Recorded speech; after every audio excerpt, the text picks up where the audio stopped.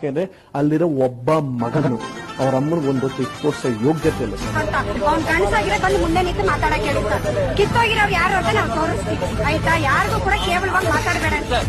ಇಲ್ಲಿ ನಾವು ಸ್ಟೇಷನ್ ಮುಂದೆಯಿಂದ ಒಂದು ವಾರದಿಂದ ಬಂದು ನಿಂತ್ಕೊಂಡು ನಾವಿಲ್ಲಿ ಬೆಳಗ್ಗೆ ಸಂಜೆ ಕಾಯ್ದು ಊಟ ತಿಂಡಿ ಬಿಟ್ಟು ಕಾಯ್ತಾ ಇದೀವಿ ಸರ್, ಒಂದು ಅಭಿಮಾನಕ್ಕೋಸ್ಕರ.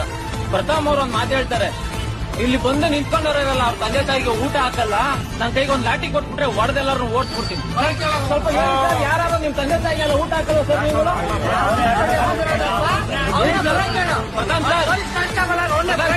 ನೀವು?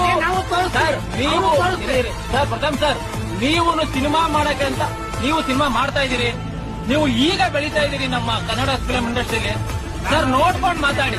ನಾಳೆ ದಿನ ಇವತ್ತು ನಿಮ್ ಟೈಮ್ ಚೆನ್ನಾಗಿರ್ಬೋದು, ನಾಳೆ ದಿನ ನಿಮ್ಗೂ ಟೈಮ್ ಕೆಡ್ತದೆ. ಸ್ಟೇಷನ್ ಹತ್ರ ಹೊಡ್ಕೊಳ್ತೀರಾ? ಸ್ಟೇಟ್ ಹತ್ರ ಬರ್ತೀವಿ, ಯಾರು ಹೊಡ್ಕೊಳ್ಸಕ್ಕಾಗುತ್ತಾ? ಸ್ಟೇಟ್ ಹತ್ರ ಬರ್ತೀವಿ, ಇದೇ ಜನ ಯಾವ ಹೊಡ್ಕೊಳ್ಸಕ್ಕಾಗುತ್ತಾ?